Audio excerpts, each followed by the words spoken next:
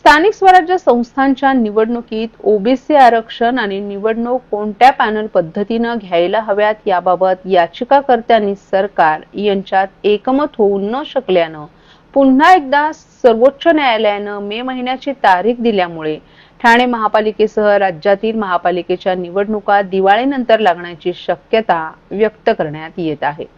राज्यातील ठाणे महापालिकेसह 27 महापालिका, नगरपालिका, नगर परिषदा यांच्या निवडणुका 2 ते 5 वर्ष रखडल्यात।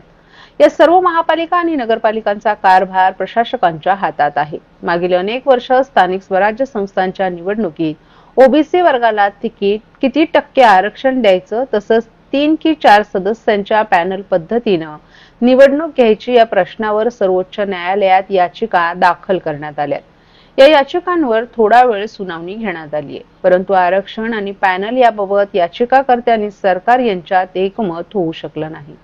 9 ते 16 मार्च दरम्यान न्यायालयाला सुट्टी आहे। एप्रिल महिन्यात अनेक याचिका असल्यानं न्यायालयानं राज्यातील निवडणुकीबाबतची सुनावणी 6 मे रोजी ठेवली असल्यानं महापालिकेच्या निवडणुका पावसाळा संपल्यावर होण्याची शक्यता आहे।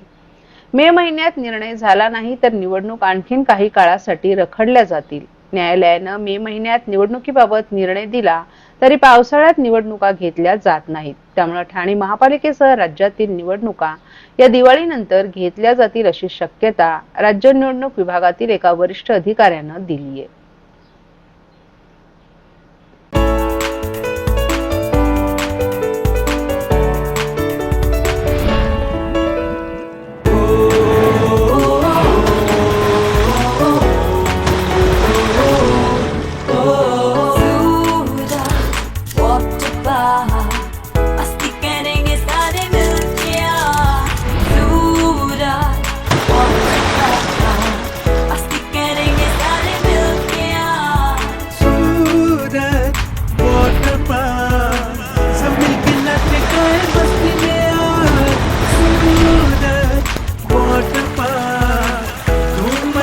सब मिलके आज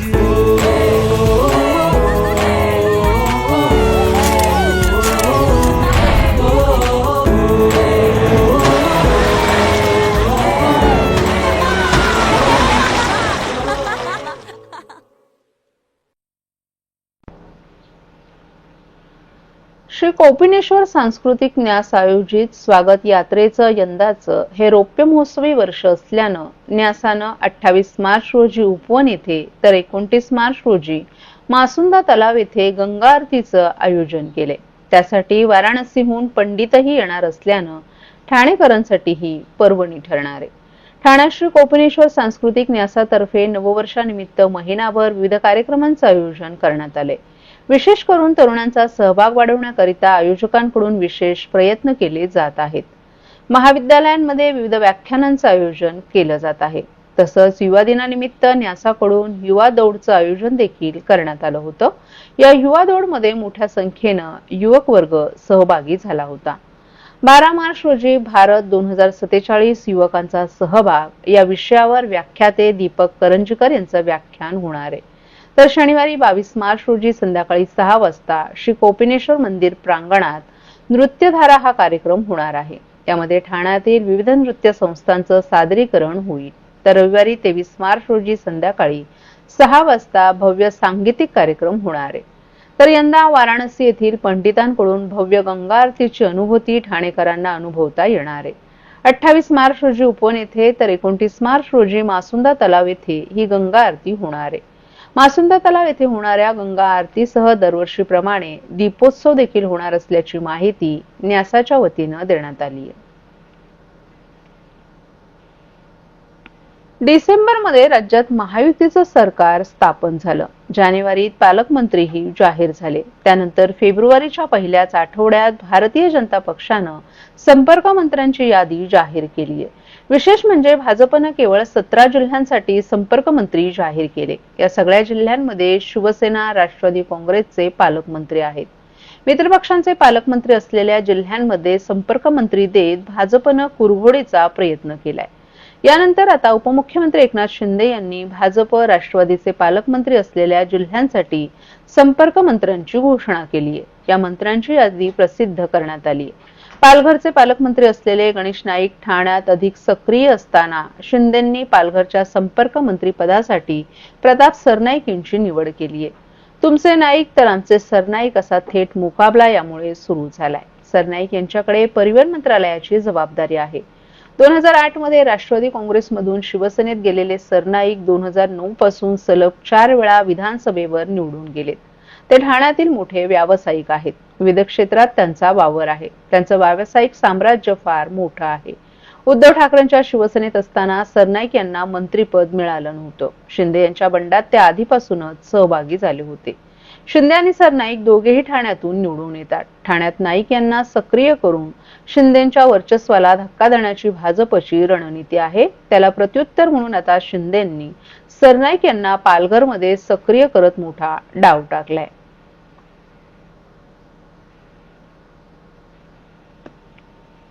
ठाण्यातील घाऊक मसाला बाजारात अन्न व औषध प्रशासन आणि ठाणे नगर पोलीस स्टेशनच्या संयुक्त कारवाईत मोठ्या प्रमाणात प्रतिबंधित पान मसाला जप्त करण्यात आलाय. मंगळवारी झालेल्या कारवाईत लाखोंच्या किमतीचा साठा जप्त करत अनेक विक्रेत्यांवर गुन्हे दाखल करण्यात आले आहेत.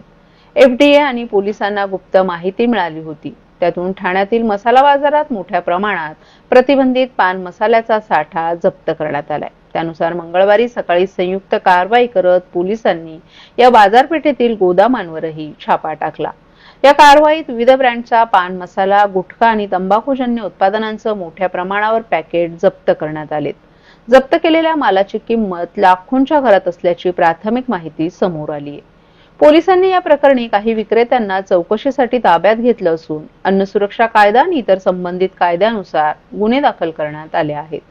महाराष्ट्र सरकारनं राज्यात गुटखा आणि पान मसाल्यावर पूर्णपणे बंदी घातली आहे. तरी देखील काही व्यापारी अवैध मार्गाने हे उत्पादन विक्री करत असल्याचं आढळून येत आहे.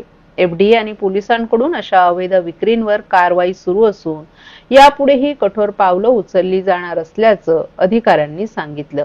नागरिकांनी देखील अशा उत्पादनांचा वापर टाळावा आणि त्याबाबत माहिती मिळाल्यास प्रशासनाला तात्काळ कळवावं असं आवाहन करण्यात आलं आहे.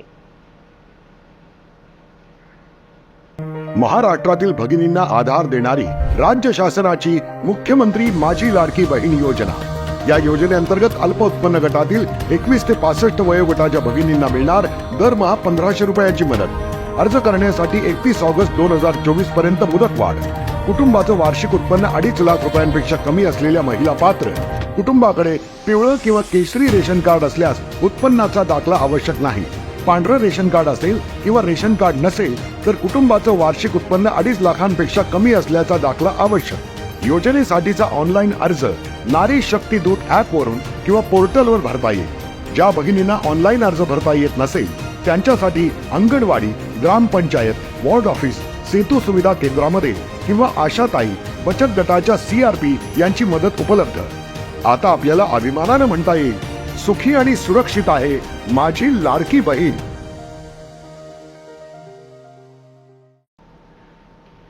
जिल्हा विधी सेवा प्राधिकरण ठाणे यांच्या वतीनं बेटी बचाओ बेटी पढाओ या उपक्रमाला 10 वर्ष पूर्ण झाल्याच्या निमित्तानं आज सकाळी जनजागृतीपर प्रभात फेरी काढण्यात आली. जिल्हा व सत्र न्यायालय येथील प्रमुख जिल्हा व सत्र न्यायाधीश श्रीनिवास बी अग्रवाल यांच्या मार्गदर्शनाखाली जिल्हा विधी सेवा प्राधिकरण ठाणे यांच्या वतीनं बेटी बचाओ बेटी पढाओ या उपक्रमाला 10 वर्ष पूर्ण झाल्याच्या निमित्तानं या प्रभात फेरीचं आयोजन करण्यात आलं होतं. रॅलीचं उद्घाटन जिल्हा न्यायाधीश ठाणे VL भोसले, मोटार अपघात दावा न्यायाधिकरण ठाणे सदस्य SN शहा, मुख्य न्याय दंडाधिकारी ठाणे SK फोकमारे, 7वे सहदिवाणी न्यायाधीश ठाणे डोईफोडे, जिल्हा विधी सेवा प्राधिकरणाचे सचिव ईश्वर सूर्यवंशी, जिल्हा शल्यचिकित्सक, जिल्हा सामान्य रुग्णालय डॉक्टर कैलास पवार, जिल्हा महिला व बालविकास अधिकारी संतोष भोसले यांच्या हस्ते करण्यात आलं. या जनजागृती प्रभात फेरीमध्ये न्यायाधीश, विधिज्ञ, न्यायालयीन कर्मचारी वर्ग, विधी महाविद्यालयांचे प्राध्यापक, विधी स्वयंसेवक तसंच विधी महाविद्यालयातील विद्यार्थीही मोठ्या प्रमाणात सहभागी झाले होते. ही जनजागृती प्रभात फेरीला सकाळी 8 वाजता जिल्हा सत्र न्यायालय येथून सुरुवात झाली. कोर्ट नाका, जिल्हाधिकारी कार्यालय, जांभळे नाका चौकातून टेंभी नाका आदी ठिकाणी फिरून पुन्हा जिल्हा सत्र न्यायालय ठाणे येथे या प्रभात फेरीची सांगता करण्यात आली.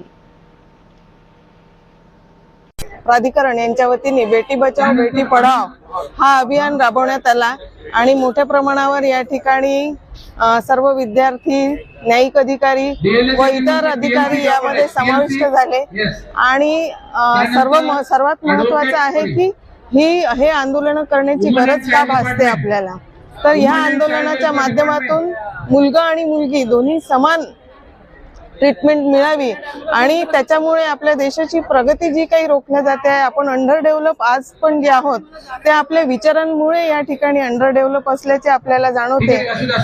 बऱ्याच वेळेला आपण कर्ज घेतो ते मुलींच्या लग्नासाठी आणि मुलांच्या शिक्षणासाठी, तर हा मूळ भेदभाव जो आपण करतो तो आपल्या घरातूनच मूळ भेदभाव सुरू होतो आणि या सगळ्या गोष्टींची पायामुळे आपण उखडून काढली पाहिजे. हे सगळ्यात महत्वाचं आपलं या ठिकाणी उद्दिष्ट आहे. त्या दृष्टिकोनातून हे आंदोलन आहे आणि हे आंदोलन स्वातंत्र्याच्या अनेक वर्षांनंतरही आपल्याला करावं लागत आहे. हे दुर्दैव आहे, परंतु हे आंदोलन लवकरच आपलं थांबेल अशी आपण आशा बाळगू. आणि आजचा हा कार्यक्रम अतिशय सुंदर जिल्हा विधी सेवा प्राधिकरणाने आयोजित केलेला आहे, त्याबद्दल मी त्यांचे खूप खूप अभिनंदन करते. धन्यवाद.